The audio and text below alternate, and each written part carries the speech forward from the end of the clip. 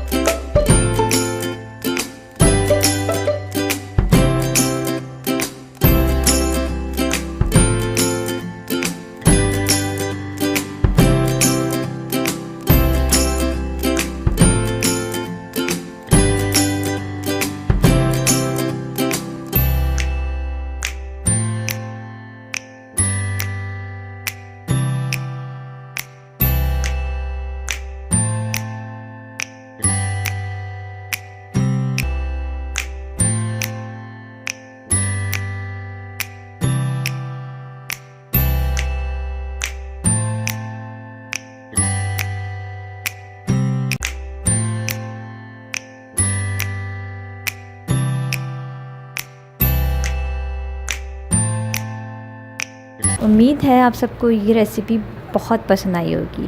इस वीडियो को लाइक करें, शेयर करें और मेरे चैनल को सब्सक्राइब करें और पास लगे बेल आइकन को प्रेस करें ताकि मेरी हर आने वाली वीडियो आप तक पहुंच सके। Thank you.